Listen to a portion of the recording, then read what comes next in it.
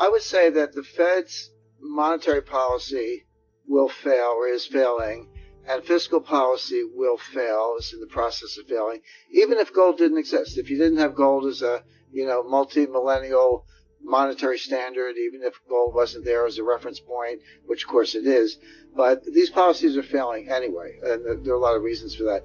Whenever I hear, fiscal stimulus, I say, well, no, the Fed can print money all day long and the Congress can spend money all day long, but don't call it stimulus. It's not going to have any stimulative effect. We're way past the Keynesian multiplier, which is now below 1, meaning if you borrow $1 and spend $1, you don't even get $1's worth of GDP. You get some numbers, 70, 80 cents. Forget about the multiplier. It's actually now, a divider or something that reduces GDP. Well, you don't get the GDP for the borrowing. And same thing with monetary policy, because unlike Milton Friedman, the monetarists, the neo-Keynesians, the Austrians, and everyone else, money printing has nothing to do with inflation.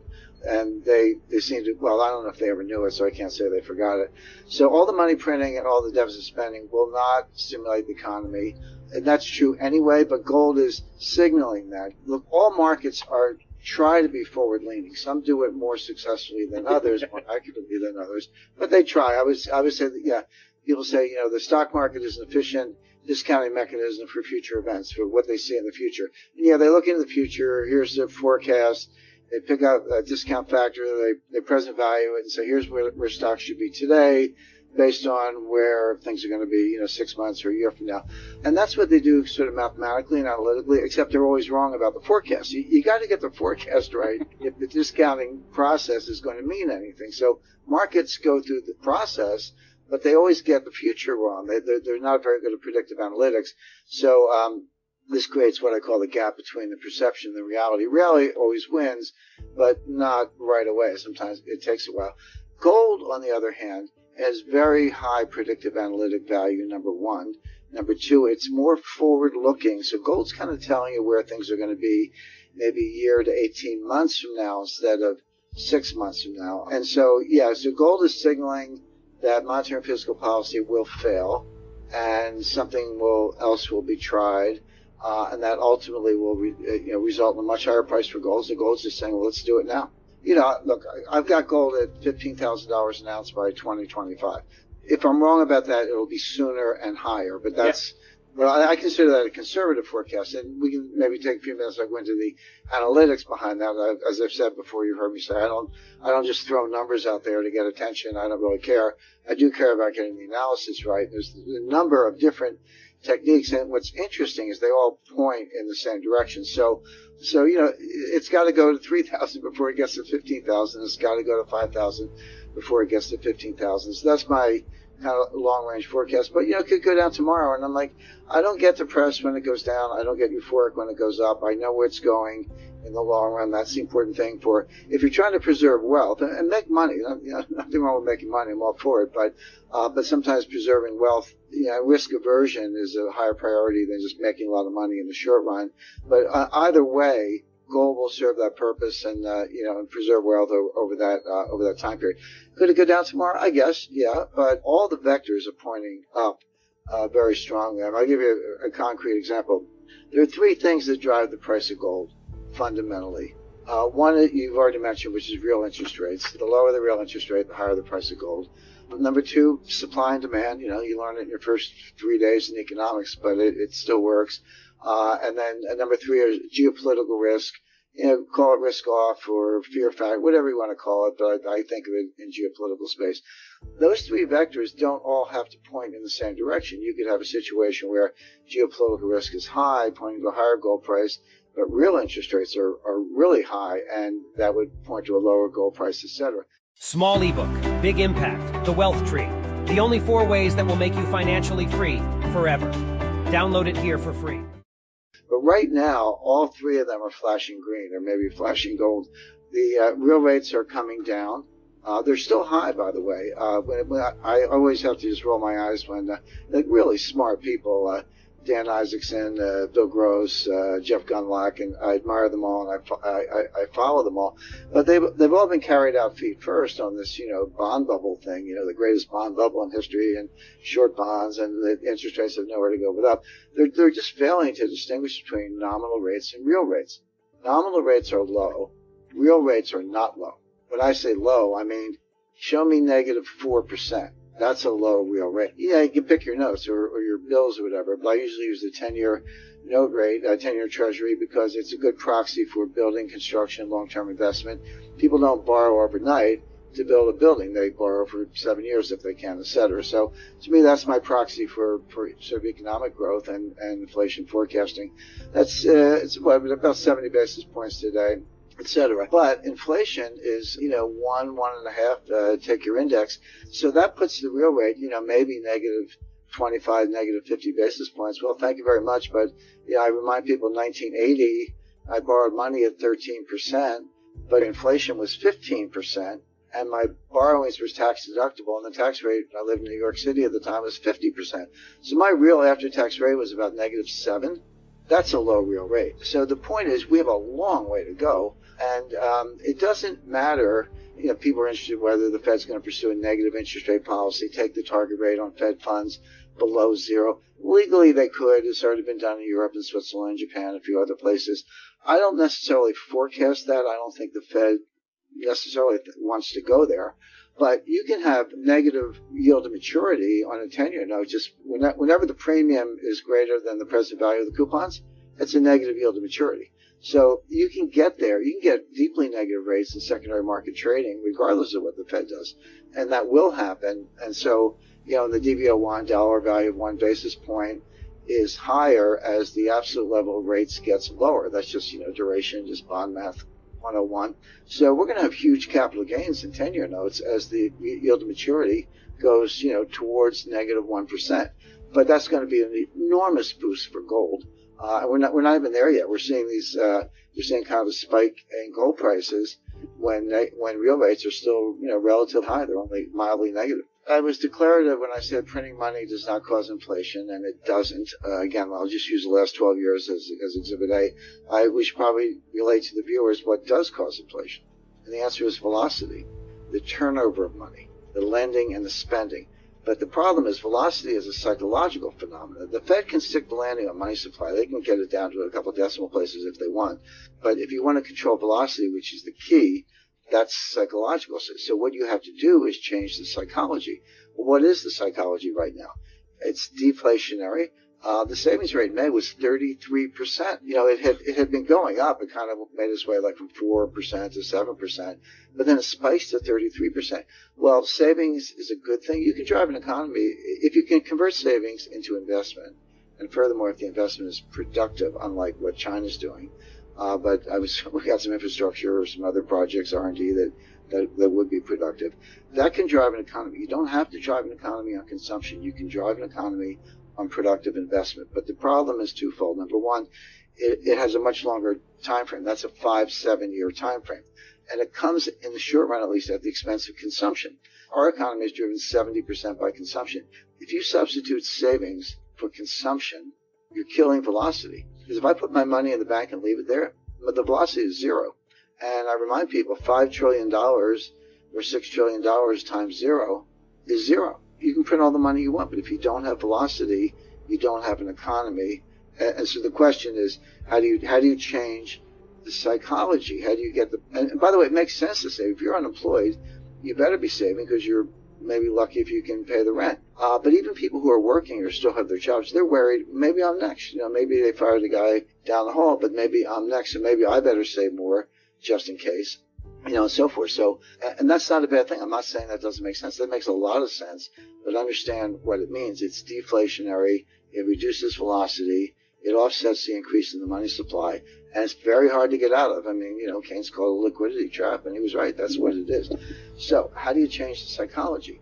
Well, you need We got through 1998, we got through the dot-com crash, we got through 2008, we got through 2020 and COVID.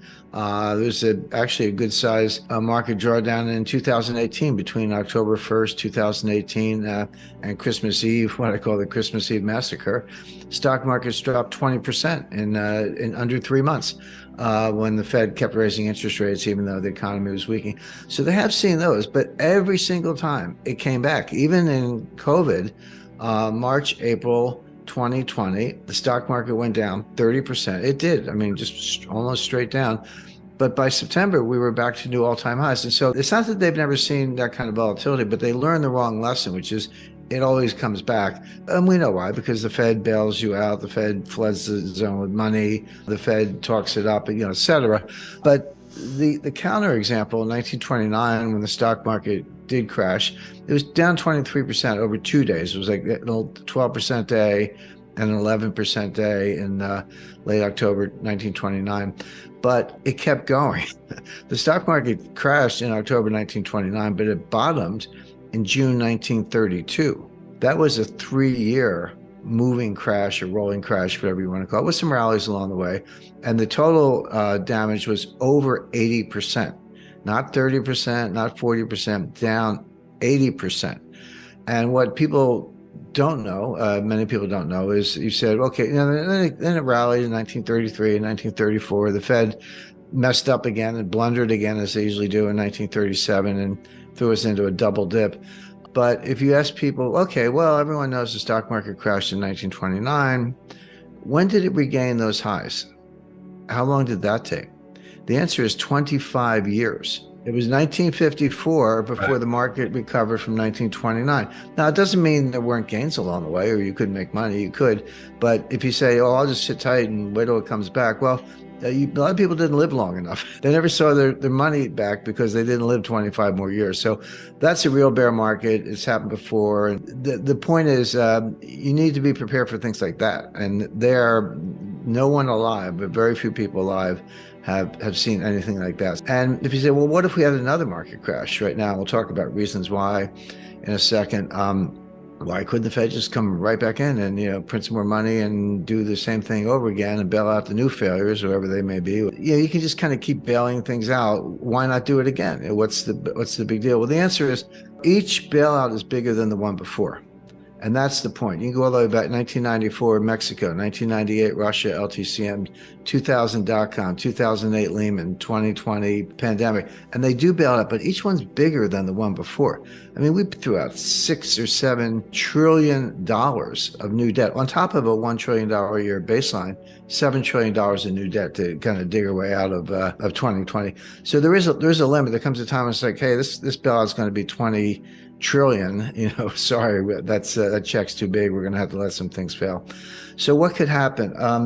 The first thing on my list is we're heading for a very severe recession. I just want to kind of explain briefly the dynamics of that.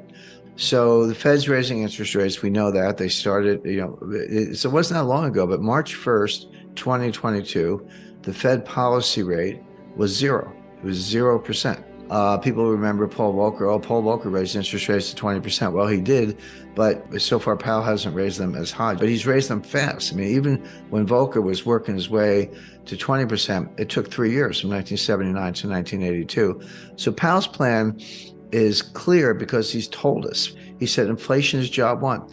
It's not that we don't care, but unemployment is going to go up. We're going to have a recession. He doesn't use the R word, by the way, but it's implicit in everything he says. We are going to have a recession. Unemployment is going up. And too bad. It's kind of too bad because we got to get inflation under control. And so the Fed is in search of something that they call the terminal rate. What's the terminal rate? The terminal rate is a rate that's high enough to bring inflation down on its own without further hikes. So it doesn't have to be higher than inflation. It has to be high enough to cause inflation to come down to the Fed's goal of 2% without hiking more. And when they get there to that terminal rate, they'll sit tight. They call it the pause. And the pause could be a year. And Powell said this. Again, this is right out of his script. So Powell's in search of the terminal rate. By the way, if you said to me, hey, Jim, what's the terminal rate? I would answer truthfully. I would say, I don't know, but neither does Jay Powell. Jay Powell doesn't know what the terminal rate is. He's kind of saying, we'll know it when we see it, but we're not there yet, and we're going to keep going. And they have what they call the DOTS, silly name, but the members of the Board of Governors and the Federal Reserve Bank presidents give estimates, or their estimates of unemployment, inflation, growth, and interest rates for the next 3 years, and they put them as dots on a chart, so they call it the dots. And then Wall Street gets the dots. They do a central tendency and regressions and all this stuff. One of the top Fed insiders, like, practically sits in Jay Powell's lap and has all the way back to Bernanke and Yellen, told me personally, he said, inside the Fed, they regard the dots as a joke. They're not better than guesses. Their forecasting ability is dismal. You or I would have better forecasts, and they wish they could get out of it, but they don't know how. So that's the truth. But the problem is, Wall Street and the financial media and the talking heads on CNBC, they want to talk about the dots, and it does affect market behavior. So even though it's a joke, even though the forecasts are terrible, you have to pay attention because it affects the markets. And if you're affecting the markets, you're on the wrong side, you're going to get run over. So I look at the dots not because I put weight on them as predictive analytic tools, but because the market pays attention. The market says, hey, inflation's already coming down. And so the market says, hey, you did it. You're already there. Inflation's coming down. Why don't you stop? And by the way, you're going to get the message. The economy is going to be slowing down. Inflation is going to be coming down. And then you're going to cut rates. This is the famous pivot. Whenever you hear of the Fed pivot, that's when the Fed turns around and starts cutting rates instead of raising them. And that'll be just in time, and growth will slow, but it won't be too bad. And we'll come in for a soft landing. And this is the Goldilocks scenario. So again, typical Wall Street, get the pom-poms out, the Fed's going to cut rates, and so buy stocks. That's all Wall Street knows, is buy stocks. But the conundrum is inflation coming down because the Fed is still hiking, or is the inflation coming down because they're at the terminal rate? Well, we don't know. It's kind of hard to sort those things out. Powell would say, yeah, it's coming down. I know that, of course, but it's because I'm hiking, and I'm going to keep doing it. My view is, no, you actually did it. It's mission accomplished. You just don't know it. That means, as usual, they're going to screw it up. They're going to blunder. They're going to go too far. And it's not going to be a mild recession. It's not going to be Goldilocks. In this version, Goldilocks gets eaten by the bears. In other words, you're going to throw this economy into a very deep recession because you're going to go too far, as usual. And you're not going to know it until too late. By the time you realize it's mission accomplished, you will have gone too far, too long, rates are going to be too high, and it's not going to be a soft landing. If Wall Street's talking up the stock market based on the soft landing Goldilocks scenario, but Powell's going to stick to his guns and raise rates too high, that's going to cause stocks to crash very severely, very suddenly. If the market were adjusting, say, yeah, Powell means it, he's going to keep, we ought to come down a little bit, that would be one thing, but that's not what's happening. The market's trying to rally. Powell's warning people what's going to happen. They're not listening, and it is going to happen.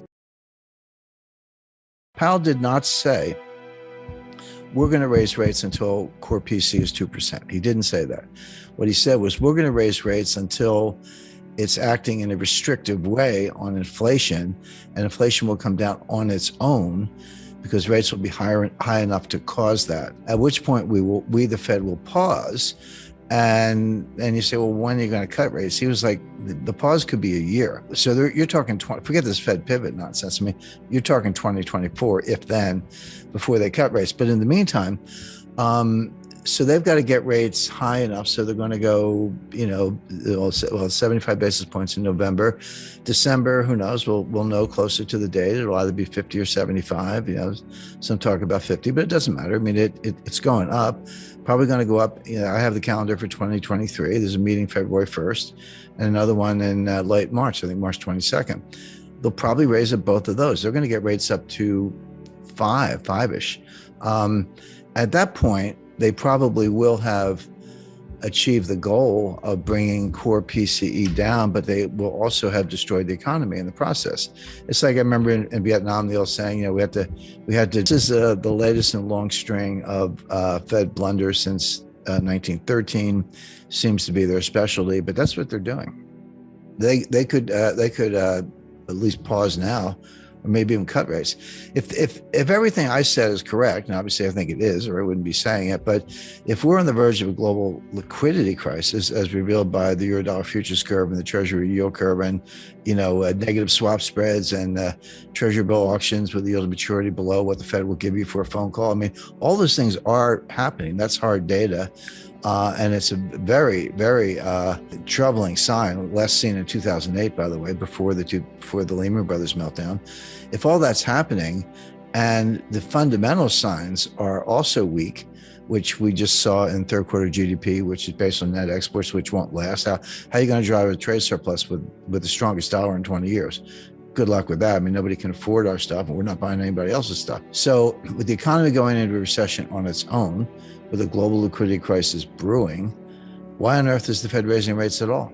When I talked to my editor about this, go back a year ago, so November 2021, every headline you looked at, website, commentators, supply chains breaking down. There's no, they couldn't get cream cheese to make cheesecakes at Junior's, the world's most famous cheesecake place, and on and on and on, like a long list. And then last spring was the baby formula shortage, which was serious. I mean, mothers couldn't feed their children, so it was very bad. But I found some really, really interesting research that, because everyone says, well, yeah, COVID messed it up and the war in Ukraine messed it up.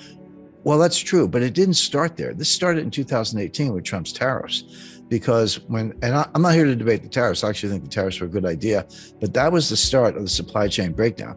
Because when Trump put tariffs on, started with appliances, washing machines, refrigerators and stuff, and then solar panels, and then, technology, and then they just kept piling on. But you have to look at what China did in response. The U.S. and Brazil are the two largest exporters of soybeans. China is the world's largest importer of soybeans. Mm-hmm. China was buying all their soybeans from the United States just as a way to kind of make it up a little bit. Like, well, we got to buy the soybeans anyway. Why not buy them from the U.S. to keep the U.S.-China trade deficit under control so it doesn't become too politically toxic? Well, as soon as Trump threw on the tariffs, China retaliated by moving their soybean orders to Brazil, stop buying U.S. soybeans. Well, that's not a phone call. I mean, you're talking about vessels, port facilities, agriculture, trucks. How do you get the soybeans to the ports? How many do you grow? Where's the fertilizer coming from? Et cetera, et cetera. And all those parties, the shippers, the cargo, the insurance companies, there were so many people involved, banks, letters of credit, it's just a lot involved. They don't like short-term relationships. They say, okay, I'll do it. I want a 5-year contract. And China said, okay. So they reconfigured all those transportation lanes to get the soybeans from Brazil. All of a sudden, you're a U.S. soybean grower. You say, well, what do? Well, we start selling them to the Netherlands because the Netherlands needs soybeans too. So now instead of shipping them from like Port of LA to Ningbo and near Shanghai, we're shipping them from Port of Houston to, I don't know, France or Marseille or someplace, or Rotterdam. So the point being, you completely scrambled all these supply chain relationship, and they break down. It's not that it's the end of the supply chain. So there's nothing new about supply chains. We can document to the Bronze Age. What was new, beginning around 1989, was supply chain science. The combination of vastly improved computing power, artificial intelligence, new algorithms, and more sources of data that could be put together and used by experts to optimize and make the supply chains more efficient. That was new. And it kind of began with the fall of the Berlin Wall and the collapse of the Soviet Union. And, Berlin Wall fell in 1989. Soviet Union dissolved in 1991. I talked to the guy who, this is a worldwide endeavor, but he was probably the single most responsible individual for all the significant developments in the supply chain in the last 30 years. And he said to me, Jim, you have to understand, it took us 30 years to build it. We blew it up in 3 years. It's not going to come back overnight. It's going to take 10 years or more to rebuild it. And what I talk about in the book is supply chain 1.0, which is 1989 to 2019, and then supply chain 2.0, which kind of starts now, but is going to go indefinitely because it's going to take a long time to put this together. It's it's like dropping a vase and it breaks in 1,000 pieces. You can't put it back together. You got to go buy a new vase. And that's what's going on with the supply chain. There will be a supply chain, there always is, but the new supply chain will look very different from what we've just come through. Because the whole 30 years of period I'm describing was built on efficiency. You know, lower cost, lower cost, lower cost. It was kind of the Walmart model. So yeah, just-in-time inventory, everyone knows about that. But there's something called cross-docking. That's where a truck pulls up at a warehouse and you unload it. Instead of putting the stuff in the warehouse, you move it to another truck that then goes to a destination. The stuff never goes in the warehouse. Inventories are very expensive. They're costly to finance. You got to move the stuff around. It's called picking. You know, pick the stuff off the shelf with you. I used to drive a forklift, so I know a little bit about it. You know, and put it on a truck. I used to unload trucks too. So, you know, hey, I've got 7 suppliers. Why don't I cut it down to 3 and do bigger contracts with each one and get lower unit costs? I've got 5 transportation lanes. Why don't I cut that down to 2, get everything to, you know, Los Angeles and Seattle, as the case may be, you know, et cetera. And they did it for 30, and they got costs lower, you know, and Walmart and Amazon were the champions of this, but everyone else was doing it. But they missed something. What they missed was that while they were getting those unit costs lower for consumers, there were hidden costs, and the main hidden cost was you were creating greater frailty. This whole system was subject to a massive breakdown. So, you know, what happens if you have 2 suppliers and they both go on strike? What happens if you have 1 port of entry and it's backlogged? What happens if you've got cross-docking in warehouses and there aren't enough trucks? We need 80,000 drivers.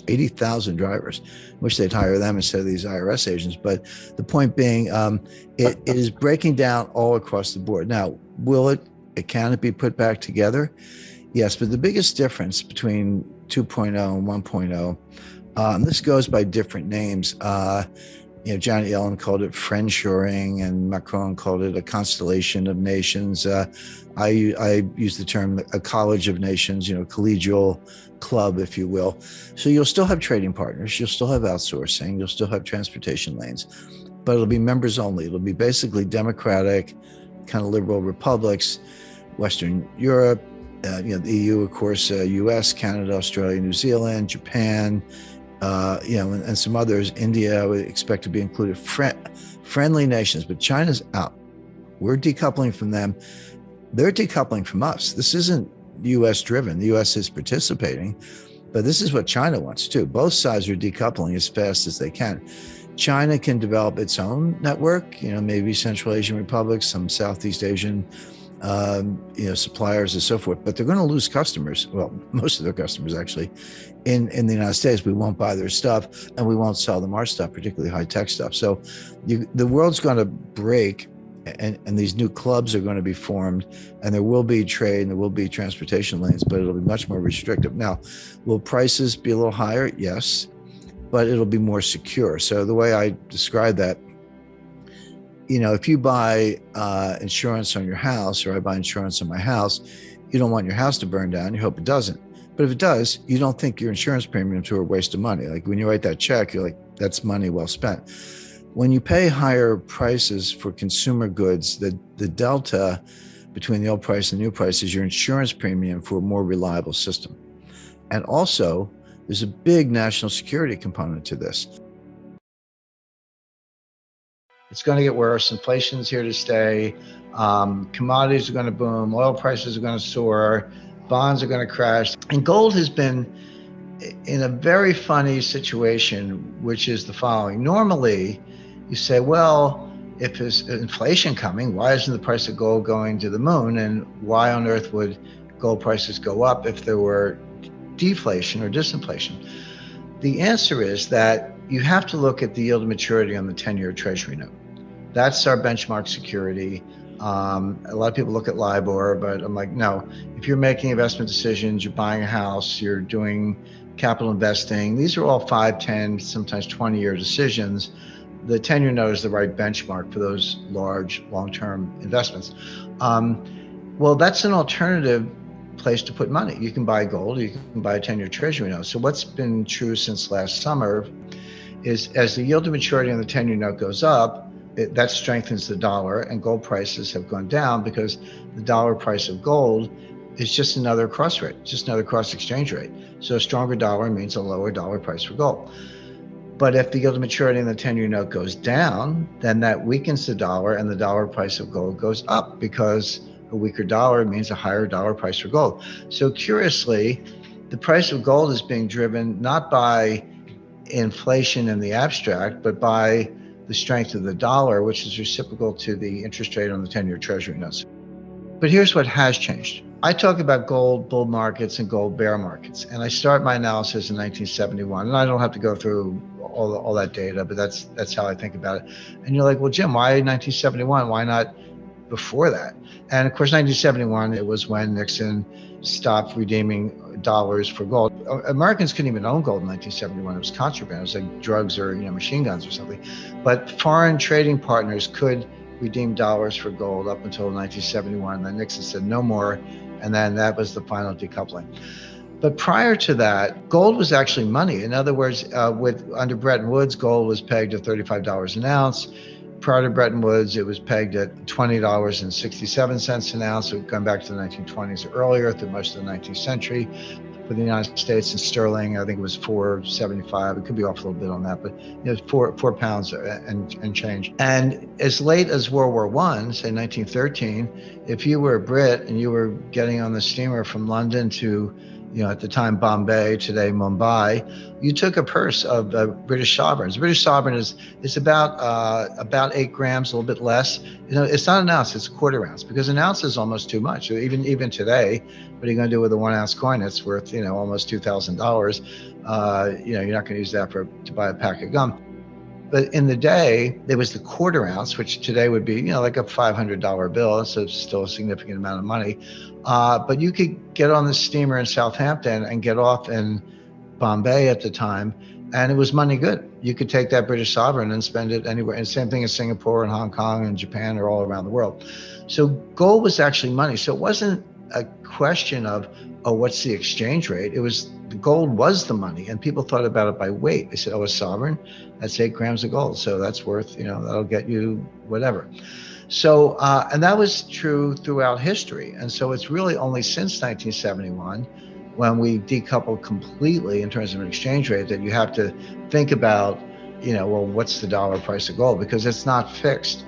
But okay, well, what happened to the memory? What happened to the 3,000 years I just talked about? Well, the answer is it happened in stages, and it actually took about 75 years. So it began in 1914. 1914 was the outbreak of World War I. Everybody needed gold. There was a run on gold, and countries needed gold because they knew they would need gold to pay for the war, to try to win the war. Well, it didn't matter if you're Germany, UK, or whoever. And remember, the United States was neutral. The United States did not get in the war until 1917. The war started in 1914. So for those first 2.5 years, New York was a money center to all of Europe, to all the belligerents. So everyone scrambled for gold. So if you were a citizen, they asked you to bring your gold to the bank, and they gave you paper money. But people did it out of a patriotic. It's existential. War's not a normal market. If you lose the war, you got bigger problems than your gold.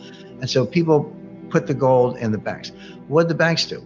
They melted it down and made 400-ounce bars. And they said, don't worry, your money's backed by the gold, but keep using that paper money, but it's redeemable for gold. But oh, by the way, they're 400-ounce bars. Nobody walks around with a 400-ounce bar in her purse. I'm sure you've seen one, and I have as well. They're heavy. They weigh about 35 pounds. You don't walk around with them. So all of a sudden, the gold was still there, and the paper money was backed by gold in theory, but the gold had disappeared into the banks. That's step one. Step two, and this happened in the 1930s, the central banks took the gold from the commercial banks. So first, the commercial banks took the gold from the people. Then the central banks took the gold from the commercial banks, and the Federal Reserve System told all the banks, hey, send your gold to the regional Federal Reserve Bank. And of course, most of it went to the Federal Reserve Bank in New York. So now it's not even in the banks anymore, right? But you're still walking around thinking your paper money is somehow attached to gold, but people haven't seen gold for a while, unless you're a collector. Step three, the United States Treasury and the finance ministries took it from the central bank. In 1934, the United States Treasury seized the gold of the Federal Reserve System. Bearing in mind, the Federal Reserve System is privately owned. And they gave them a gold certificate. And you go to the Federal Reserve System website today and hunt around a little bit on the links and find the balance sheet of the Federal Reserve, and it's there. And look in the assets. And the first line item is gold certificate. and it's valued at $11 billion. But that's because they value the gold at $42 an ounce. And I've revalued it, the answer is at today's market that 11 billion is actually worth 470 billion.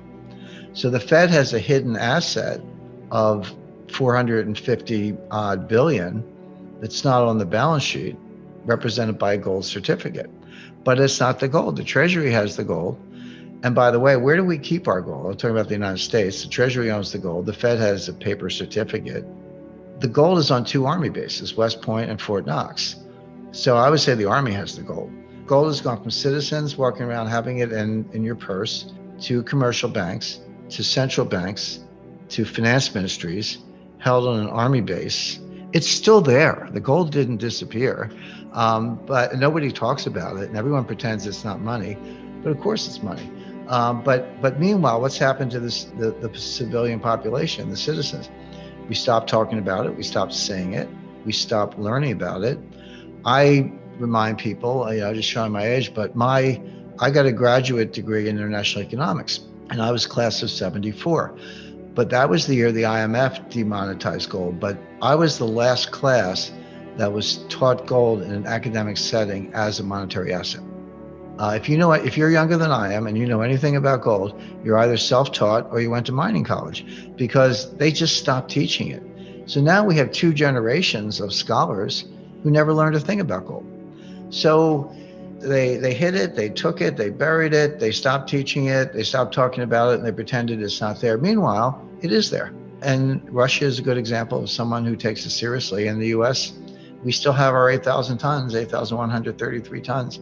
We haven't given it away. We haven't sold any gold since 1980, by the way. We got the British to do it.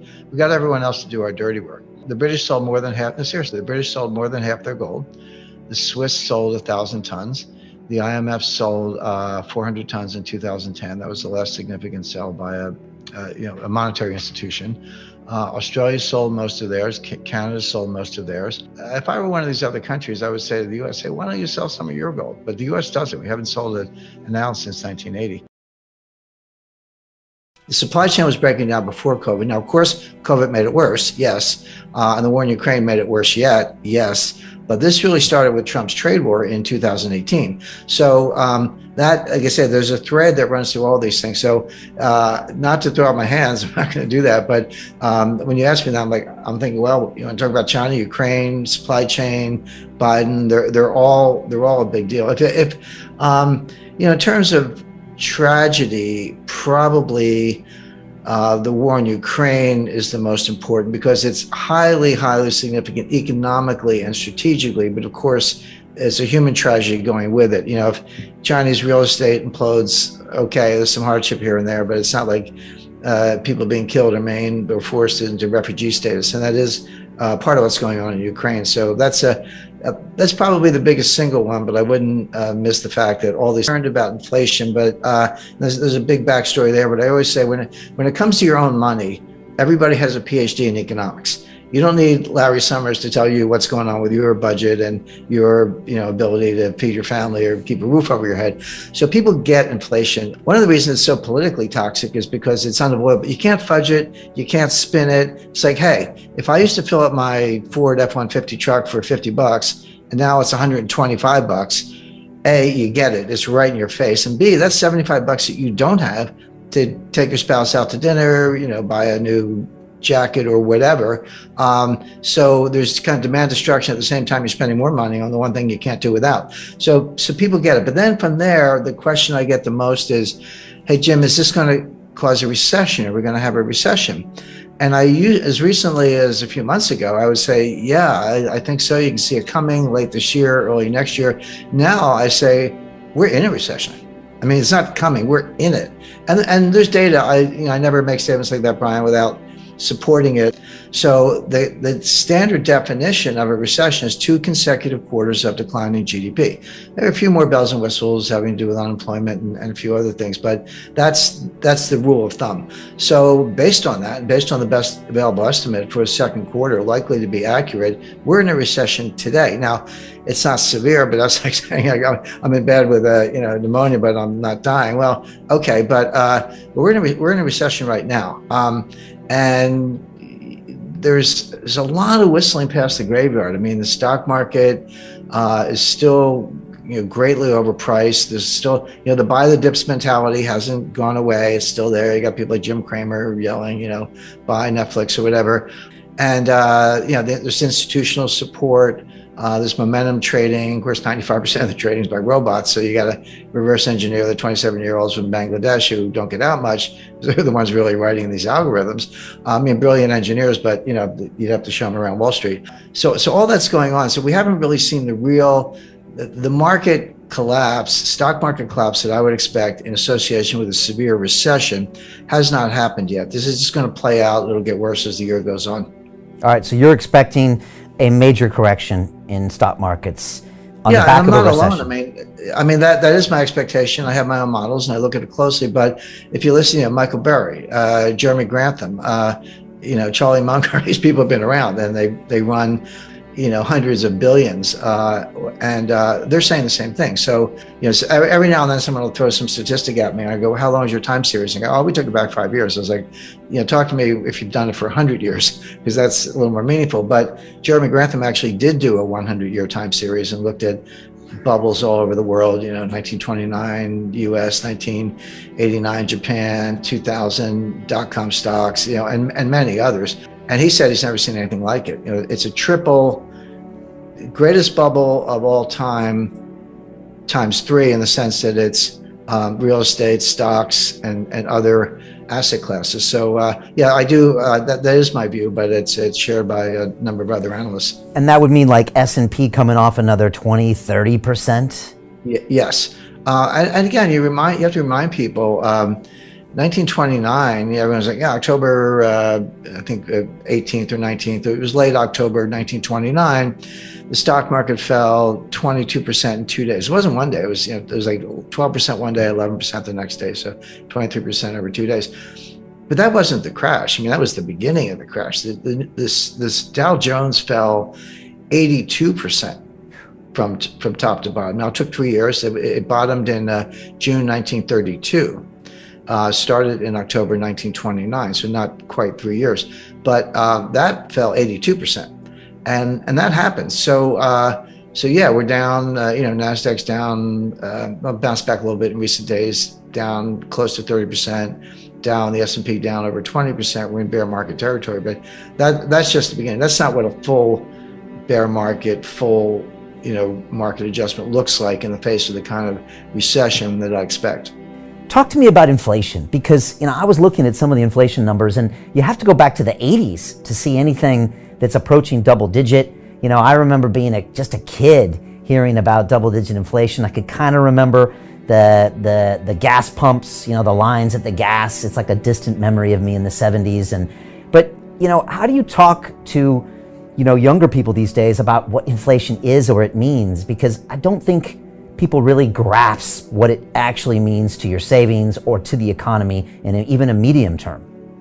Well, that's exactly right, Brian. And if you're a little younger than I am, but I lived through it. I started my career in banking in 1976, and I remember my wife and I used to kid each other. She was in advertising, I was in banking, and the inflation was so bad, you'd get a raise every 4 or 5 months, and you didn't have to ask. They would just give it to you because they knew that you were going to quit if they didn't keep up. So she would get a raise, and she was making more than I was at the time. So we'd go out to dinner, and then I would get a raise, and I was making more than she was. So we would just tease each other about that. But that's how it was. And the psychology was, if you needed a TV set or refrigerator, new car, whatever, you say, I better buy it now because the price is going to be higher. If I wait a month or 2 months, the price is going to run away from me.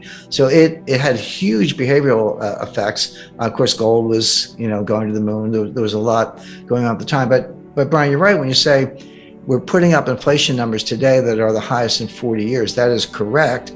A little 41. Actually, it was 1981 before we saw these numbers. But I remind people, the inflation in 1981 was the end of a 10-year period of inflation. It wasn't the beginning. It's like, that's some inflation. Yeah, we did, but it had started. I mean, some ways it started in 1968 and it really took off in 1974, 75. So 81, these numbers, that was when Volcker finally got it under control. But you go back to 70, well, between 77 and 81, so that 5-year period, the dollar lost 50% of its purchasing power, not 15, 50 in that 5-year stretch. So you were putting up numbers, 10%, 11%, 13% and higher year after year. Yeah, 1981, it was 9 or 10, which is what they're comparing it to today. But that was on the downslope. It had been higher than that in 77, 78, and 79. So the question is this the beginning of an inflationary surge where it's going to get even worse and it is going to last 5 years? Or is it different than that? But keep that in mind, because the 40-year comparison, it is correct, but that was the tail end of an even worse episode. And again, there is this comparison to the 70s. By the way, I think the situation we're in today is very different from the 1970s, and I'll explain why. In the 70s, it was triggered from the supply side with first the Arab oil embargo in 1973 as a result of the 1973 Arab-Israeli war, and then the price tripled, but it went from like $2 to $6. Okay, but in percentage terms, that's a huge jump, but it was still $6, and then it got to 12, and then in 1979 you had a second oil embargo because of Iran and the Ayatollah and the revolution and the hostages and all that. And then it went from kind of 12 to 20. So oil went up by a factor of 10 in the course of the late 70s because there's 2 different embargoes. So that's coming from the supply side. But what happened was the other source of inflation is on the demand side. So you have what's called cost push inflation. That's where supplies choked off, or there's an embargo, or there's a shortage, natural disaster, a lot of things. It's coming from the supply side, and demand is inelastic, so you just pay up or kind of do without. But the demand side is much more psychological. That's called demand pull inflation. That's when consumers behave the way I described, and as I say, I lived through the 70s, where hey, I better buy it today, I better buy it now. You're pulling all this demand forward and bidding up prices because you're worried that it's going to get even worse. So as that applies to today, we are starting with the cost push inflation, mainly the price of energy, but the price of food is a big factor. And of course, they're related. It's like here's the energy, here's the food. Where do you think the food comes from? To get the food, you got to feed the pigs and cows. What do you feed them? You feed them corn. How do you get corn? Well, you grow it on a farm. You need nitrogen fertilizer. You need diesel in your tractors. You get the food. You got to put it in a truck to get it from point A to point B. That requires diesel. The higher the diesel price, the higher the cost of food because you're moving it by truck, etc. So these things, as I say, are linked. But food prices are going up substantially, and the 2 things you can't do without are gas in the car and food. So you have that cost push inflation. The thing I would point out is that there are bull markets and bear markets, and in basically any tradable instrument or commodity, or I consider gold to be a form of money. But what we're really talking about when we say, gold is up, what we're talking about the dollar price of gold. And I view it as a cross exchange rate. People talk about the dollar, the euro dollar exchange rate. Well, there's a dollar gold exchange rate, and that's the dollar price of gold. So they're just alternative forms of money where people get to express a liquidity preference or a credit preference, if you will, if you're concerned about if you're losing confidence in the dollar. But the first great bull market was 1971 to 1980. Lasted 9 years, and gold went up 2,200%. The second great bull market was from 1999 to 2011. Gold went up at just a little under 700%. But in between, you had a bear market from 1980 to 1999. So a long one, almost 20 years. Gold dropped from $800 to $250 at the bottom in 1999.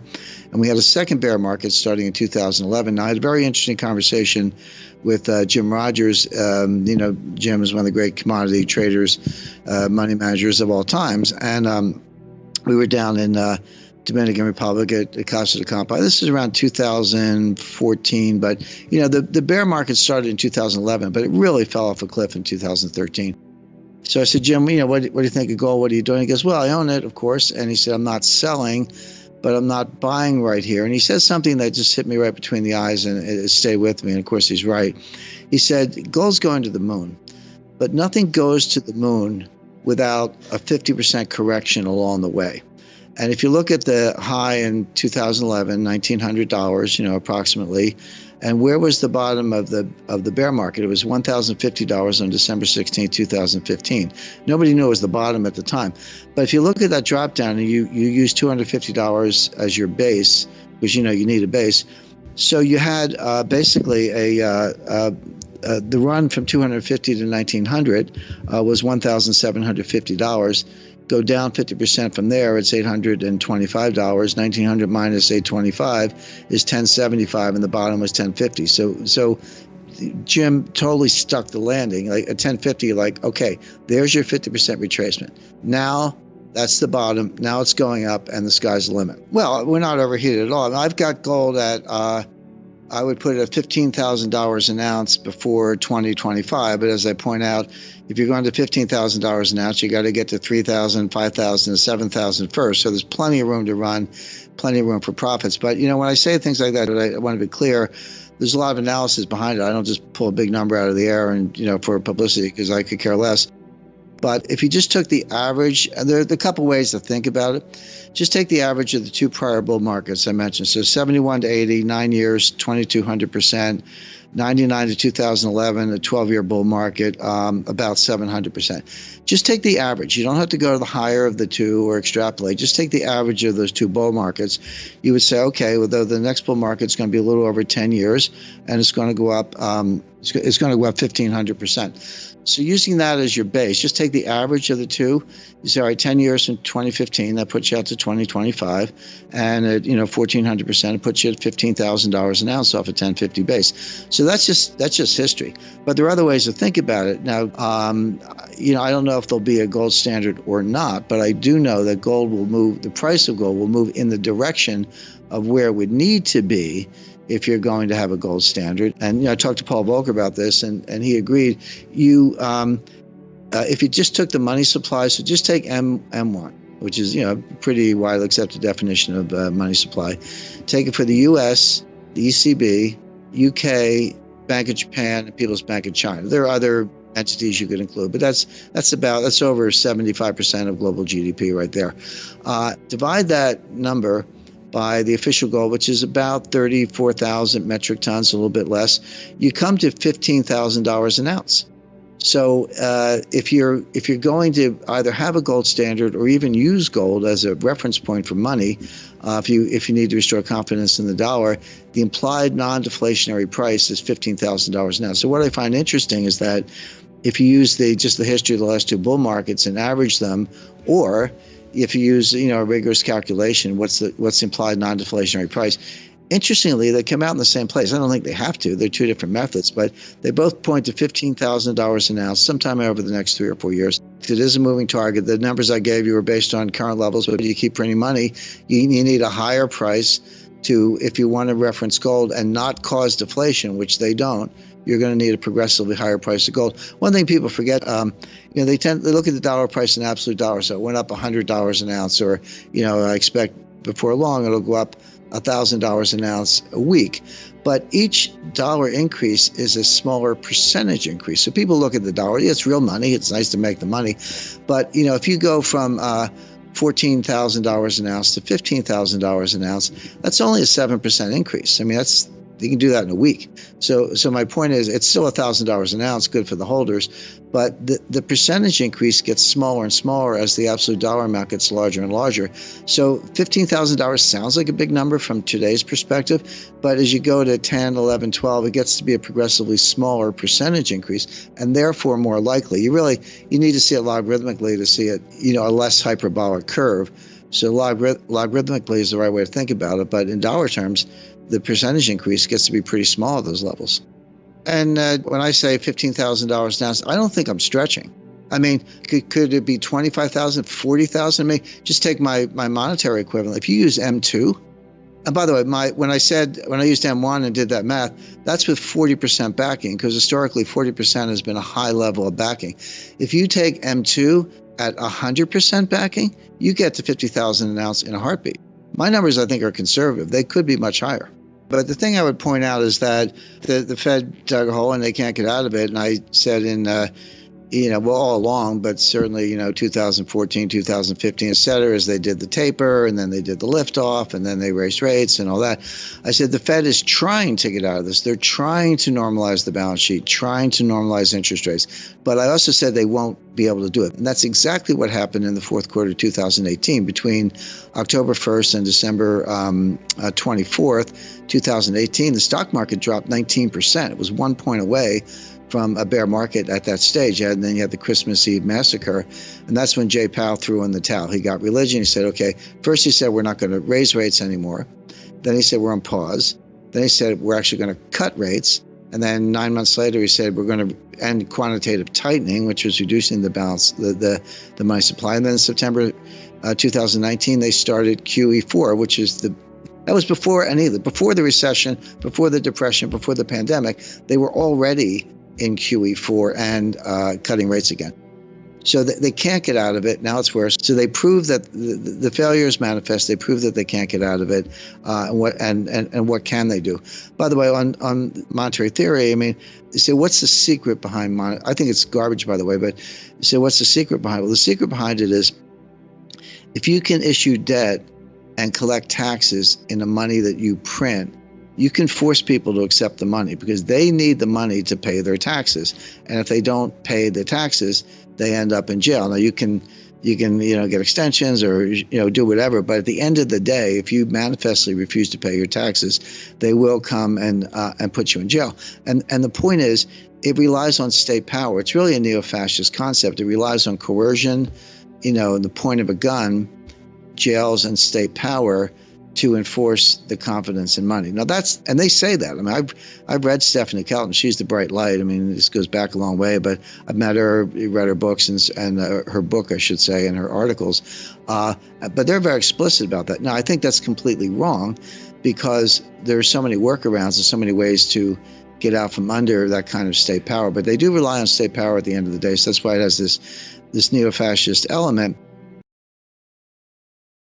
I was having dinner with a friend not long ago in New York City. We met at a place called Oriole, which is in Midtown. My dinner companion that night was a senior advisor to BlackRock. As you may know, BlackRock is now the largest asset manager on the planet. It directly manages $5 trillion in assets, and it oversees another $11 trillion through its Aladdin platform. That means one firm controls more money than the GDPs of China, Russia, and Japan combined. Anyway, my dinner companion happens to work directly for BlackRock's CEO. As we nursed our white wine and the evening wore on, she let something slip. If I remember her words, she said something like, "They want to tell us we can't sell." What was she talking about? Who was she talking about? I placed a few calls, first to my contacts in Washington, then to a few people on Wall Street. Soon I was on a plane for a series of meetings to London, to Geneva, back to New York, then down to South America. As I began connecting the dots, a pattern emerged. It revealed a network of more than 189 individuals positioned inside the world's major financial institutions. Some of them hold senior positions inside the IMF, World Bank, and every central bank in the G20, including our own Federal Reserve. These elites share one vision, and they're about to make it a reality. That vision is one world order, one world taxation, and one world money. They've worked for years behind the scenes preparing to realize that vision.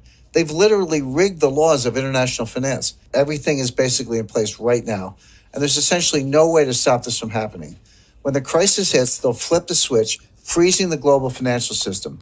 That will give them time to reset the world economy according to their vision. As the coming crisis unfolds, President Trump will be powerless to stop it. In fact, trying to stop them would probably weaken the president's power altogether. That is amazing. Jim, really? So what do these elites want from your contact at BlackRock? Basically, they want to classify BlackRock as too big to fail. The technical term is Systemically Important Financial Institution, or SIFI. That designation normally applies to banks, such as Bank of America. If your bank gets the SIFI label, it means the government will bail you out first in a crisis. But it also means you must turn over control of your bank until the crisis subsides. In this case, they're trying to reclassify BlackRock, an asset manager, as too big to fail. If they succeed, they'll be able to freeze BlackRock when the crisis hits. BlackRock clients won't be able to sell. They won't be able to buy either. Their accounts will go dark indefinitely. And the elite operatives will take control of BlackRock's assets remotely via the internet. But our research shows that their ICE 9 plan goes much, much deeper than that. You refer to their plan as ICE 9. You just said that. What does that mean? It's a reference to the Kurt Vonnegut novel, Cat's Cradle. In the book, a mad scientist creates a new form of water molecule called ICE 9. When it comes in contact with other water molecules, it freezes them at room temperature. One drop of ICE 9 can freeze the whole ocean. And that's what these elite operatives are about to do to the world economy. Now, can you share with our viewers exactly who these operatives are and what their ultimate goal might be? Like I said, John, more than 189 elite agents have slowly wormed their way into leadership positions across the board. They now sit at or near the head of the IMF, the World Bank, and even our own Federal Reserve. They also control much of what happens at the central banks of China, Russia, India, Brazil, Canada, and Europe. As you know, these institutions form a kind of global superstructure. It forms a kind of snare net encircling all nations. Their leaders aren't democratically elected. They're not accountable to you and me. They're beyond the reach of government and citizens, and yet they hold the fate of the global financial system in their hands. To get a sense of how they operate, imagine an array of floating spheres. One sphere is labeled IMF. One is labeled Fed. One is labeled Bilderberg. One is labeled Wall Street. One is labeled central banks. One is labeled intelligence agencies. One is labeled media, and so on. The elites inhabit all of these spheres, and together the network forms a kind of 3D Venn diagram. As I see it, regardless of what sphere they inhabit, the elites all share the same vision: one world order, one world taxation, and one world money. All of their actions are geared toward moving that agenda forward. Are you able to share the identities of these elites with our viewers? We've identified more than 189 individuals who are in many cases hiding in plain sight. Regardless, they all share the same vision: one world order, one world taxation, and one world money. A short list would include Christine Lagarde, Managing Director of the International Monetary Fund, IMF; Mark Carney, Governor of the Bank of England; Raghuram G. Rajan, Vice Chairman of the Bank for International Settlements; Haruhiko Kuroda, Governor of the Bank of Japan; William C. Dudley, President of the Federal Reserve Bank of New York; Agustin Carstens, Governor of the Bank of Mexico; Janet Yellen, Chairman of the Board of the Federal Reserve System; Mario Draghi, President of the European Central Bank; Zhu Min, former Deputy Managing Director of the IMF; Zhou Zhiuquan, Governor of the People's Bank of China; Robert E. Rubin, Chairman of the Council on Foreign Relations. This A-list of central bankers and other elites is just the tip of the iceberg. Of course, not one of these elites will tell you outright what's going on, but I've seen and heard enough to connect the dots for myself. Not long ago, for example, I met with one of their senior operatives. He's a leading economist who served as the chairman of the Federal Reserve during the last crisis. He's considered one of the most influential minds in banking today. We met privately during a conclave in Seoul, South Korea. I came away from my meeting with him stunned and convinced that ICE 9 was real. Not long before that, I set up a one-on-one meeting with another member of the network. His name is Zhu Min, the former deputy governor of China's central bank. Until recently, he served as deputy managing director of the International Monetary Fund. Zhu is a brilliant guy, like Bernanke, and he's pleasant and well-meaning. There's no doubt in my mind that he's also a member of the elite network preparing to impose ICE 9 on millions of Americans. But I wasn't done with my research. I have since met with dozens of senior officials, intelligence analysts, and former Wall Street colleagues. My quest led to a final meeting, a face-to-face summit with the head of Bilderberg. We met at Rockefeller Center in Manhattan, and he was very eager to get my take on the euro as a currency.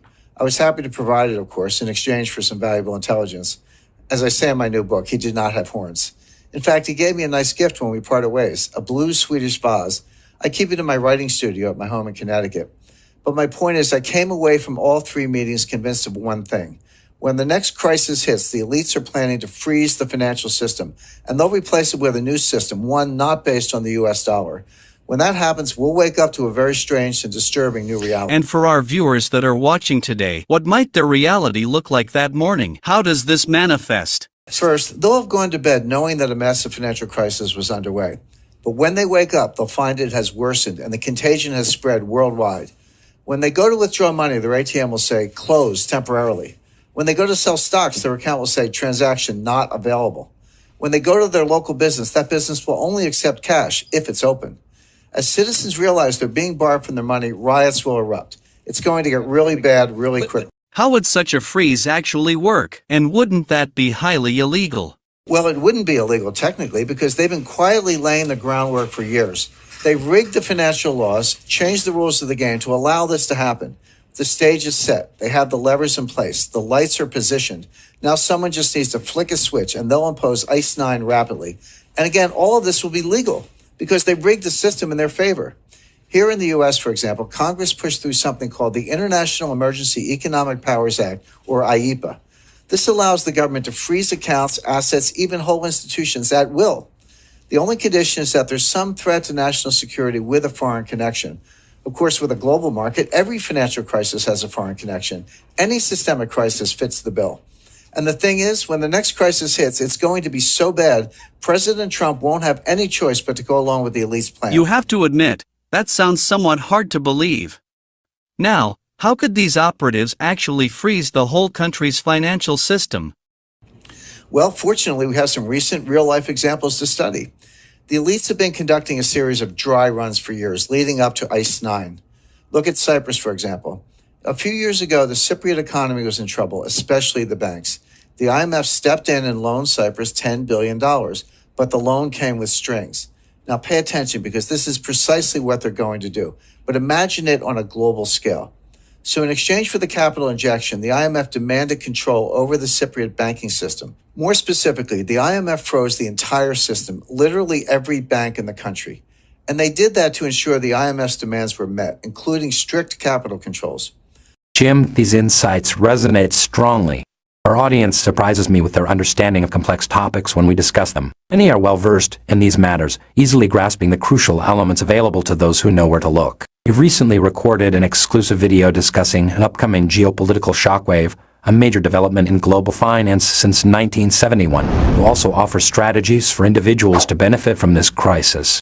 Regarding the economic situation, you've pointed to the Biden administration for depleting our oil reserves significantly, surpassing all previous presidents. The ongoing conflict in Ukraine adds to these challenges. How much blame rests with the president versus supply chain issues? And as we're about 17 months away from an election, where do we currently stand? It's a great list, Brian, because you can say, well, we could talk about the war in Ukraine. Yeah, we could talk about monetary policy. We just kind of did go through some of the recession indicators. We can talk about the election. But they're all connected. I mean, that's really where the complexity theory and the density of the network comes in, because these things are all connected. So just to spend a minute on Ukraine. By the way, I just last week I do this annually, so it's been 8 years in a row. Conducted a seminar on financial warfare at the U.S. Army War College in Carlisle, Pennsylvania. And it is at the Army War College, but there are people there from all branches. It's a very elite group, handpicked about 12 students, mid-career officers. So they're kind of late 30s, early 40s, lieutenant colonels. And from all branches like at Marines, Army, Navy, Air Force, Marines, and a few civilians, State Department and CIA, NSA, intelligence community. But it's a fun group. 1,213. I look at the resume. It's amazingly accomplished. They all have multiple master's degrees, the occasional PhD, speak 4 languages, been deployed from Iraq to Colombia or wherever, but they've been handpicked as the future big brains. These are people. 5 years from now, there'll be 3-star generals on the National Security Council, etc. It's a fun class, and my topic is financial warfare, which is kind of like finance and warfare, which is what we're mashing up right now. And I spent a lot of time talking about this whole BRICS thing, and we can talk about that if you like. But I tell interviews like this, Brian, I always explain. I said I didn't say anything in the U.S. Army war colors that I'm not saying in this interview. It's not like I have a secret package for them and we do something else. I just say the same thing. You can take it or leave it. You can agree or disagree. But it's a great group, very interactive. But I was talking about the Ukraine war, and I said one of the most difficult things about this is getting reliable information in a war. Everybody lies. So the U.S. lies. If you ask me what has surprised me about the war, the conduct of the war, the development, hasn't really been a surprise. Russia was always going to win.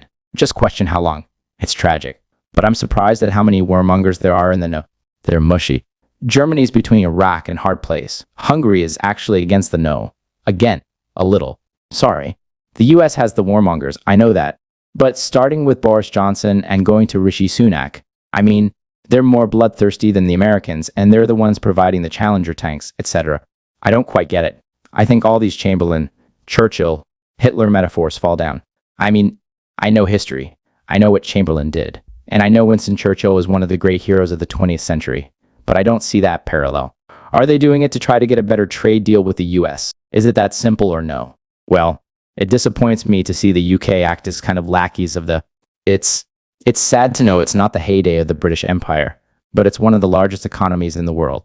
Major financial center, nuclear power. I mean, it's not like it's a tertiary power, but I see what's going on. But I have to say I don't understand it. I don't see why the UK can't go their own way a little bit. But they are, so they're not. But not to get too immersed in the positive. You can pretty much lay the entire Ukrainian tragedy at Biden's feet because Ukraine would not. Russia would not have invaded Ukraine in February of 2022 if they hadn't been provoked for 14 years. I mean, going back to 2008. So what happened in 2008? George W. Bush stands up at a NATO summit and says Georgia and Ukraine should join NATO. He just said that. 3 months later, Putin invades Georgia. That's right. 2008 Olympics. So Bush says Georgia and Ukraine should join NATO. Putin almost immediately invades Georgia and takes the place over. It's like, were you not paying attention? Did you not get the message? And we had the global financial crisis and a lot else. So fast forward to 2014. What happens? They have an election in Ukraine. A pro-Russia, pro-Putin president wins. You can debate election. How high quality was the election? You can say, I don't like the guy, but he won. There actually was an election. And within months, the MI6 and CIA, working with neo-Nazi elements in Ukraine, and they've been there since the Second World War, overthrow the guy. They basically had the Maiden Square Color Revolution, so-called, which is all orchestrated by the intelligence agencies. They got snipers. They're killing people. The anti-Russian Ukrainians were doing the killing. And then the guy flees for his life, goes to Russia, and the US installs a puppet. Wasn't Soros funding Vice to go there and cover it in the central square? Correct. Yeah. And Victoria Dolan's behind the whole thing. She's got blood coming out of her mouth. I don't. So Putin's like, wait a second. We had an election. The pro-Russian guy wins. And you stage a coup, de facto coup, and kick him out and put in a puppet. So what does Putin do next? He invades Crimea or Nexus. Crimea takes it over. So it's like, okay, Georgia should join NATO. He invades Georgia. Ukraine should join NATO. We just had a coup. He takes over Ukraine. Are you not paying attention? You meaning the West, us, UK. Are you not paying attention to what's going on here? And then they sponsored anyway, without getting.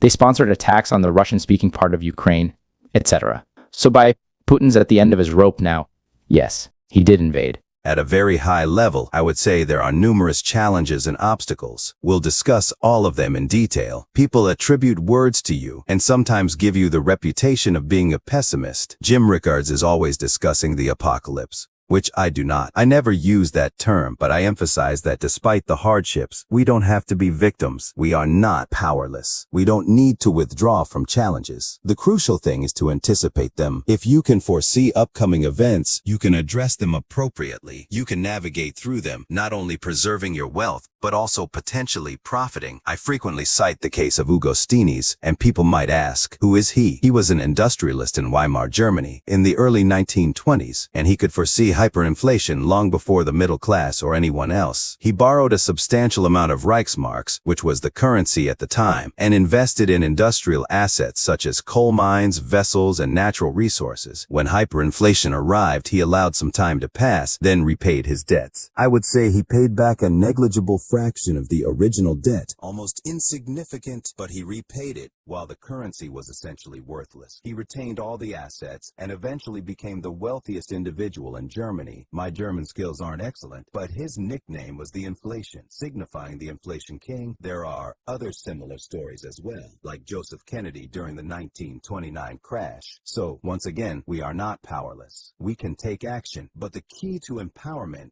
as I often stress, is anticipation. This is where thorough analysis plays a crucial role. You might wonder, am I more intelligent than others? Of course not. Many brilliant minds exist, but people often rely on flawed models. There's a lot of behavioral psychology behind it, such as confirmation bias and the belief that the future will resemble the past, which is often not the case. So, if you adhere to those models, you'll likely achieve poor results. It's difficult to think of an institution with a worse track record in forecasting than the Federal Reserve. The U.S. Federal Reserve, and perhaps perhaps the IMF is an exception. Both have notably poor records. You could almost take the Fed's forecasts, do the opposite, and do just fine. There's more to it, but they tend to adhere to these flawed models. However, if you comprehend how the economy genuinely functions, understanding that it's a complex dynamic system, my approach is to apply complexity theory. Complexity theory has been around for quite some time, dating back to the Big Bang, the ultimate complex dynamic paradigm shift or phase transition that occurred around 13 billion years ago. However, the mathematical understanding of complexity theory emerged in the early 1960s. It has found successful applications in physics and other fields. I simply transferred it to capital markets, recognizing that capital markets are among the most complex dynamic systems, and adding human behavior to the mix further increases the complexity. These models work brilliantly when you have the right ones, but convincing others to understand and employ them can be challenging. Once again, the point is that with the right models, which should include behavioral psychology, a significant dose of history, complexity theory, and other branches of applied mathematics, you can achieve exceptional results. On the other hand, sticking with models like the Phillips curve and the non-accelerating inflation unemployment rate, as the Fed does, is likely to lead to errors. Does the future have some degree of resemblance to the past? Not always. In fact, it may occur less frequently now than ever before. Additionally, these models assume that prices change continuously. Prices fluctuate, of course, but markets don't always move smoothly. When they do, it often happens when you're not paying attention. When you are, they experience sudden gaps, either up or down. You might blink, and the market is at an entirely different level, having been revalued. Even though you can still enter or exit, you may have gained or lost a substantial amount of money in the blink of an eye. Considering these characteristics, and this is how I began to deconstruct the conventional wisdom, I realized that markets are not efficient, which is a flawed notion. They don't move continuously and gradually. They gap. If you're unprepared for this, you'll miss opportunities. Nothing in this context is entirely risk-free, so I started there. I began identifying the factors that, in my view, were inaccurately applied. You might ask, what resembles these characteristics? The answer is a complex dynamic system, the kind that generates hurricanes, tornadoes, lightning strikes, power outages, earthquakes, and tsunamis. All these phenomena result from complex dynamic systems. An earthquake doesn't sneak up on you. The ground suddenly shifts beneath you. Similarly, in financial markets, sudden and significant shifts occur. Therefore, I started to consider this as a more accurate model. Of course it is. Everything continually evolves. Another intellectual tool I use, which involves applied mathematics, is Bayes' theorem. Without delving into excessive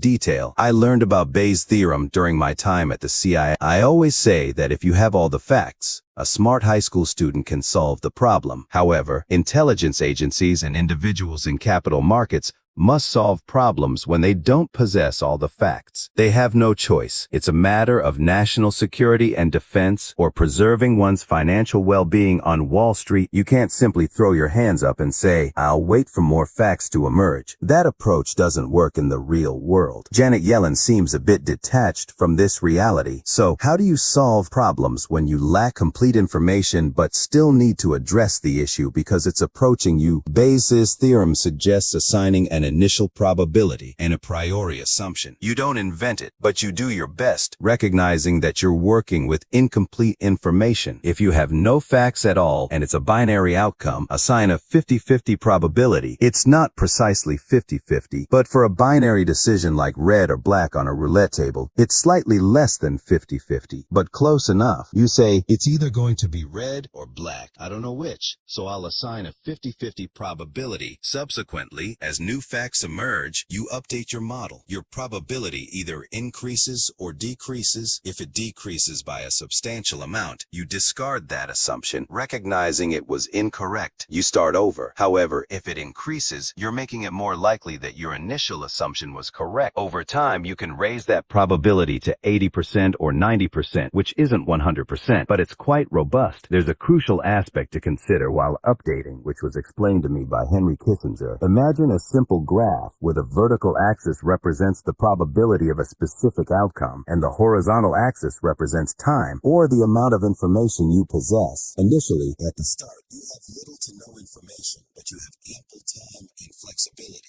However, as you progress along the timeline, your information increases, which is a positive development, but you have less time and flexibility. Your probability curve rises while your time curve descends. When you reach the opposite end, you have perfect information, but it's too late to act. The opportunity has passed, or the crisis has unfolded. So, the goal is to find the sweet spot in the middle, which I refer to as the Kissinger cross. In this zone, you have sufficient information to make informed decisions and enough time to act deliberately. You seek this sweet spot, and with a touch of humility, it becomes a powerful tool. In the CIA, you never have enough information. You're always striving to gather more, yet you must make assumptions and forecasts because you can't afford to wait for 10 9/11 events to have a substantial statistical basis. You're dealing with the one event you have, and your aim is to prevent the next one. Jim Rickards discusses the power of narratives in shaping economic behavior.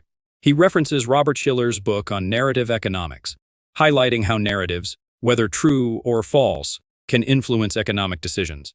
Rickards refers to the Great Depression, noting how the narrative of frugality prolonged economic distress until a shift in mindset towards spending led to recovery.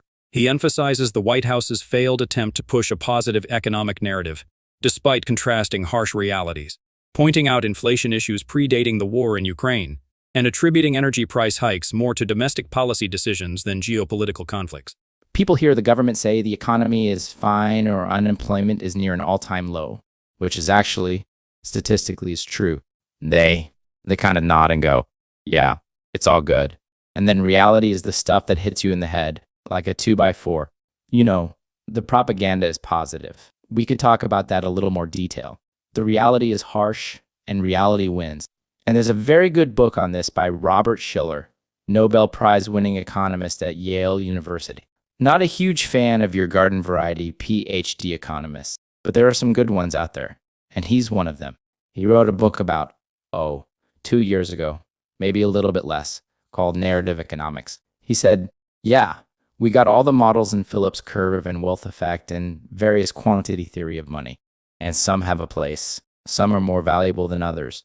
But don't underestimate the power of a narrative. A narrative is a story. It's a fancy name for a story, but a story that persists, that grows. And interestingly, in epidemiology, of course, we've just come through a pandemic. There's a model called the SIRE model that stands for susceptible. Are you susceptible to a virus? E for exposed. Are you exposed to it? I, are you infected? Did you get it? And R, did you recover? The difference between I and R are people who died. But it's a model when it's mathematically based and it's empirically validated of how viruses spread exponentially. And you can also use it to forecast how a virus is going to go. Well, what Shiller did, he took that model, moved it over to economics, and took a narrative kind of like a virus, not in a negative sense, just something that spreads. And it can be very powerful. And then eventually it may die out or reverse, but it can be powerful in the meantime. That much I knew. But what I learned from the book that I hadn't really thought about is that narratives don't have to be true. They can be true, and they can be very powerful. But a narrative can be false and still be powerful. If it's the self-fulfilling prophecy, if enough people believe it, it sort of becomes the reality to some extent, even if it's based on false premises. He gives an example during the Great Depression. The Great Depression really was 2 technical recessions. But there was a period from 1929 to 1933, election of Franklin Don and the Roosevelt. And then there was another period from 1933 to 1937. The 37 and 1940 part we leave aside for this purpose. But during the first part of the Great Depression, unemployment was high, output was dropping, trade was dropping. It was a very, very bad time, no doubt about it. But not everybody was out of work. Not everybody was poor. There were a lot of people with a lot of money at the time, but it was felt that being ostentatious was poor form. It's like, okay, I'm lucky I have a job, I've got some money, but I'm not going to buy a new car, buy a big house, or flash it around or whatever, because it's really not considerate of all the people who actually have fallen on hard times. Well, that was the narrative. But it's the worst possible economic advice because it's precisely the fact that people with the money should keep spending. That kind of can boost the economy out of a depression. So by people saying, well, even though I have the money, I'm not going to spend it because it's poor form, we're actually prolonging the Great Depression. Now, when FDR came along, was elected in 1933, became president, 34, the psychology turned 180 degrees, and all of a sudden, the Democratic campaign song was Happy Days Are Here Again, and FDR seemed to solve the banking crisis and so forth. And all of a sudden, it became okay to spend money. Well, in the middle of the Great Depression, 1934 to 1936, those were some of the strongest years ever for the stock market, and unemployment did come down a lot. Now, the problem is it came down from like 25% to 15%, while 15% is still painfully high. But it was a big move in the right direction. So he describes how the narrative flipped from don't spend money, it's poor form, to, yeah, go spend money and help the economy. None of that is taught in business school. It's not taught in economics. It can be modeled using this epidemiology model, but it doesn't fit into any of the standard macroeconomic models. But it's powerful stuff. And so today what's going on is that the White House is trying to push a narrative, and they're failing badly. But they'll say, if you listen to deliberations among White House officials, some of the stuff leaks to the press. And I know some of these people. It's like the economy is great. Unemployment is really low. We've created all these jobs since the pandemic. But we're doing a really bad job of messaging. The point is, they're inside the White House. They're frustrated that the positive economic story is not getting out the correct analysis, is that there is no positive economic story. The economy is in terrible shape. The problem is not the messaging, it's the message. And this is why I say the propaganda from the White House, if things are great, is at ODs with the reality, which is things are not great. Let me give you some specific data points, because, as I say, I don't like to make statements like this without backing it up. Number one, the inflation was going up long before the war in Ukraine started. So if everything was great until February 27, and then Russia invades, and then all of a sudden the inflation goes up, all right, let's talk about it. But that's not true. This inflation goes back to late 2021. It was persistent in the fall. We all remember the Fed and the Treasury saying transitory, transitory, transitory. And then finally, Jay Powell was testifying before Congress. He said it's time to retire the word transitory. So that was his way of throwing in the towel. And Janet Yellen admitted she was mistaken also. So it predates the war, number one. Energy prices are going up because there's a war with Russia. Well, I wonder why that is. Well, the reason is not because Putin invaded Ukraine. It's because the US counterattacked with financial sanctions. Now, bear in mind, go back to January 21st, 2021, when Biden was sworn in as president and then went back to the White House. What was the first thing he did? He closed the Keystone XL pipeline. This is a pipeline that would bring oil from Alberta, Canada, into the United States, where it would connect at a hub. I believe it's in Kansas, but somewhere in the central United States. Then the hub distributes it to the entire country. So he shut down that pipeline, which curtailed the supply of oil from Canada, then ended new leasing, oil and gas exploration, leasing on federal lands, handicapped. The fracking industry took a number of other steps using environmental tools, climate alarm, government subsidies, etc., to basically, to the extent possible, shut down the US energy industry as much as possible. Now, you can't shut down completely, of course, but everything happens at the margin. And then we end up with oil prices doubling or tripling, really from $40 to $120 in under a year, which is comparable to what happened in 1973 with the Arab oil embargo. And then Biden wakes up and says, guess we need more oil. And so he wants to reopen leasing. I said they shut down. They did, but he wants to reopen it. He's begging Saudi Arabia to pump more. Saudi Arabia is kind of not returning his phone calls. He's begging Venezuela to pump more. Oh, great. The greatest pariah dictator in the Western Hemisphere, and we're begging him for oil. Say, why don't we drill our own oil? Because we were a net exporter up until 2021. And then Biden came in and we lost that edge and became a net importer, including recently buying oil from Russia. They curtailed that for political reasons, but that's kind of where we got to. So you wonder why the price of energy is going up. In other words, this damage was self-inflicted. But don't be misled by the headlines, because they're, again, this narrative. I think I can keep this brief in the sense that a lot of what's going to affect the stock market is the geopolitical situation. So we talked about that in depth. But if you got You're just buying the S&P 500 index from Vanguard or Fidelity, and it's been going up. And it has been going up. There's no question about that. And you're like, I'll just sit there and watch it go up. Be careful. We've been warning about a stock market decline for a long time. It's happening. I mean, by the way, the NASDAQ people forget this because Wall Street is out to sell your stocks. And CNBC says up. The NASDAQ peaked in November 2021. Go look at a 3-year chart and say what was the all-time high of NASDAQ. It was November 2021, and it's been down ever since. Now, it went down and came back, and it's going down again. Okay? There's volatility. And if you're a day trader, fine, good for you. Good luck trying to pick the spots. But the fact is, it's been going down for almost 2 years, and it's going down pretty heavily now because the error is out of the tech balloon. There's nothing I see that's going to make that better. I don't think the Fed's done raising interest rates. We'll talk more next week about what could happen. Yeah, and I remember the 1970s. The stock market peaked. Dow Jones peaked in 1969. It didn't get back to that peak until 1982. Now, okay, 1982 was the beginning of one of the greatest bull markets in history. Grant that. But 82 is 13 years. It went sideways. Now, again, there's volatility in dips and peaks. I'm not saying you can't make money, but I'm saying that there's a 13-year period when the stock market ended up where it started. Number one, around 1,000 on the Dow. And when you adjust for inflation, because we had massive inflation in the late 1970s, it was still down. So that's 13 years.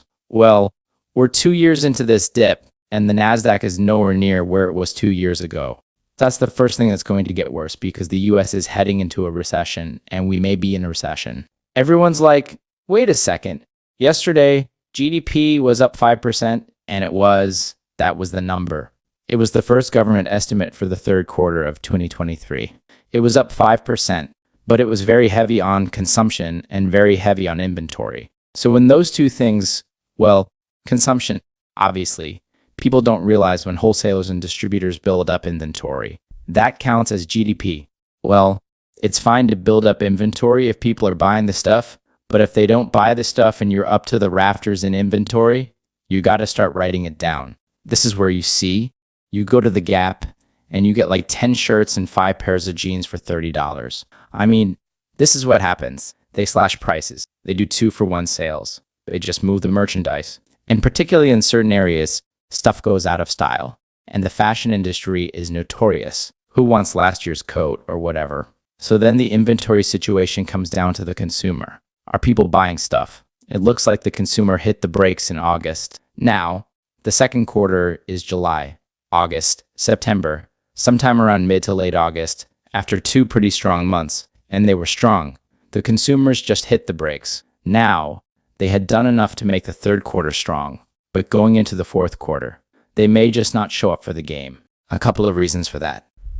You go back to 2020, 2021, what was going on? Well, starting with Trump in, I think, June 2020, he gave everybody a $1,400 check. If you got a heartbeat, you got a check. And then Trump did it again in December, just before he left office. It was another $600 check. Biden comes in and says, well, I can top that. And Biden does in February 2021, right after he was sworn in. Here comes another $1,600 check. And then there was Build Back Better, the Inflation Reduction Act, which is actually the greenest scam. We were spending not spending.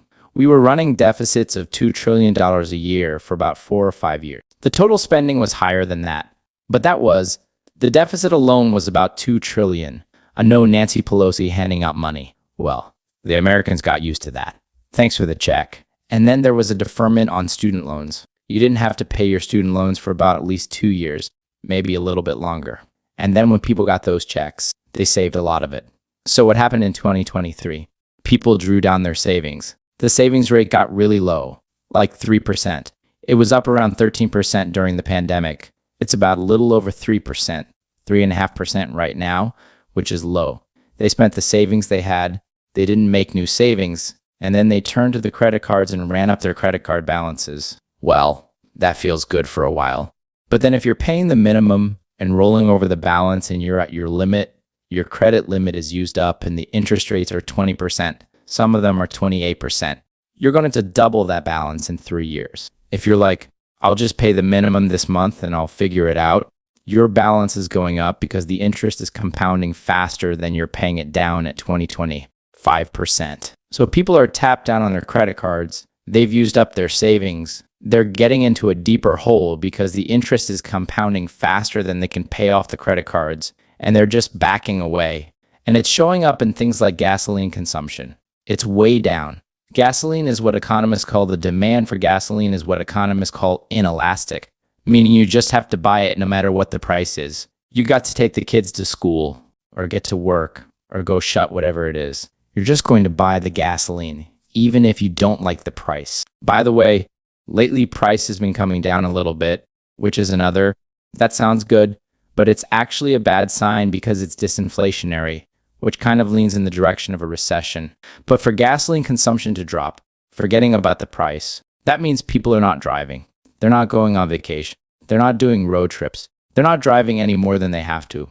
There are a lot of other signs. We don't have time to get into all the technicals with negative swap spreads and inverted yield curves and all the rest. But it does look like the consumer slammed on the brakes around late August, early September.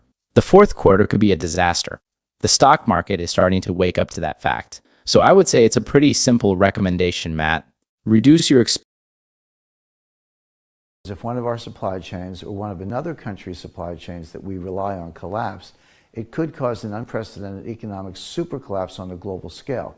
And that's how we could end up with this $85 trillion economic super collapse I'm predicting. $85 trillion being the value of the global economy. Because remember, our current supply chain is interconnected on a global scale. And if there is a single point of failure, the whole system is going to come collapsing down. Farming, banking, healthcare, oil and gas, tech, and so on. This isn't the first time I've warned Americans about this before. On May 11, 2020, I told my followers, the economy will not return to normal for years. There are serious constraints on supply. I issued another warning about my research on November 24, 2021. The supply chain difficulties will certainly grow worse. The remedies will take years and sometimes decades to implement. And yet another in 2022. Don't believe the happy talk about a temporary supply chain crisis. I'll say that again. The crisis will last for years with predictable negative effects on economic growth. But now things are even worse than ever before. And I fear this economic super collapse could hit American soil in the next 6 to 12 months. So this may be my last and final warning before it's too late. It's why I'm warning people around me it's only a matter of time before the world economy comes crashing down. Because when you talk about risk of catastrophic collapse, the risk increases with the size of scale.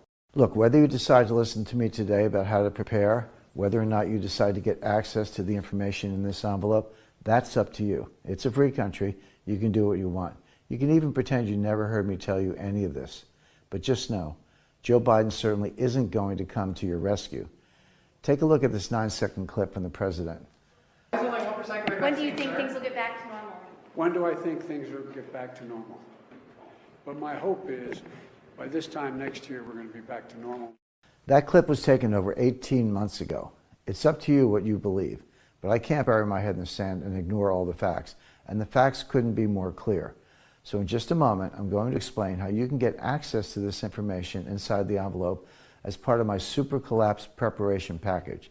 And I'm going to talk about what to do to protect and even grow your wealth. Look, please understand, it brings me no joy to say this, and I hope the worst of what I'm warning of never comes to pass. But there's only one potential solution to this crisis, and it's going to take years. Recently, I spoke to a very well-informed CEO of a major corporation, and I asked him point blank, I said, your company must be looking ahead at some possible solution. Is there anything you can share? Well, I'm going to tell you the same thing he told me. He said, Jim, you have to understand that it took us 30 years to build these supply chains. We blew it up in 3 years, beginning in 2018, and you can't put it back together. But there is one thing we can do. It's not a quick fix, but it's our best and most sensible option. Our only way out is to build a new supply chain that eliminates the bad actors.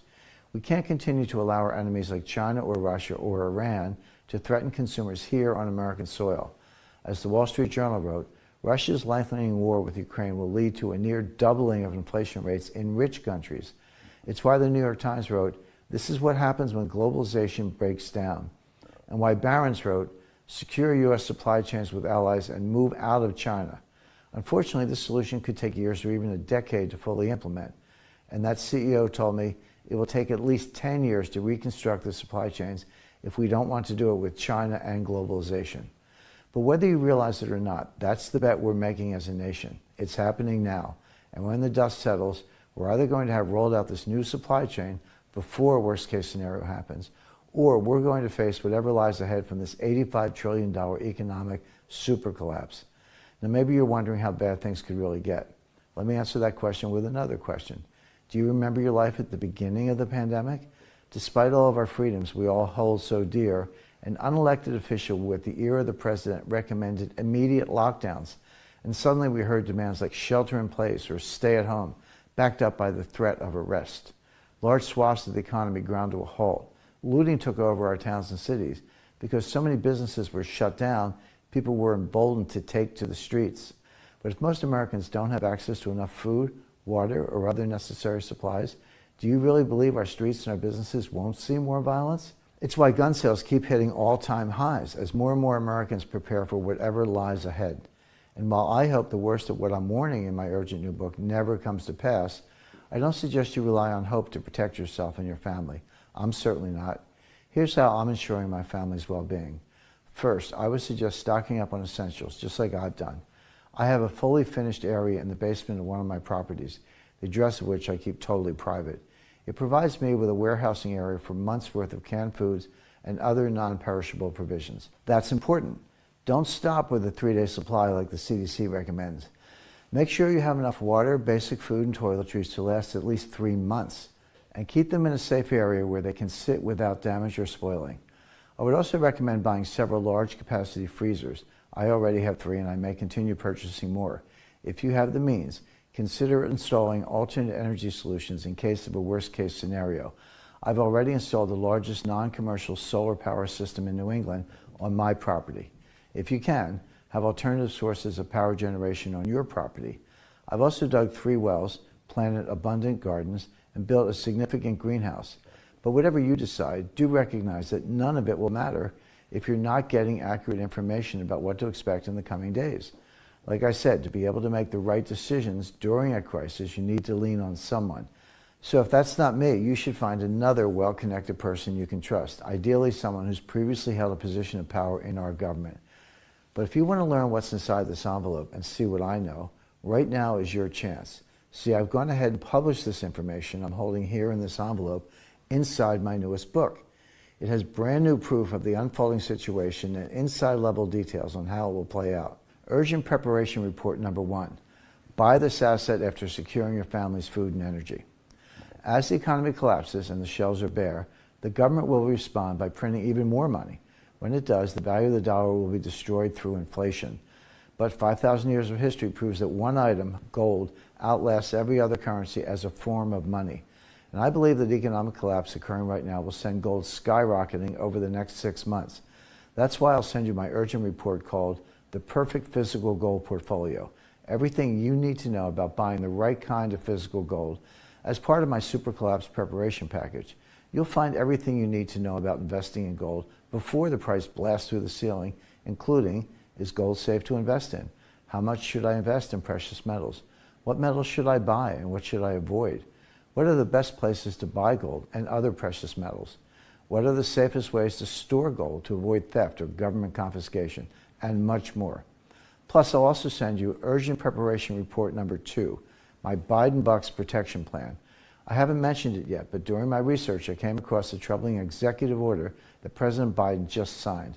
See, every time there's an economic crisis, the government responds with massive new programs to try and control the economy and its citizens. In 2008, it was bailouts of big banks and new government agencies to regulate the financial industry. This time, it will be much worse. I've uncovered a plan for U.S. government cryptocurrency I call Biden Bucks that I believe the government will unveil during this economic collapse to control your money and manage the societal fallout.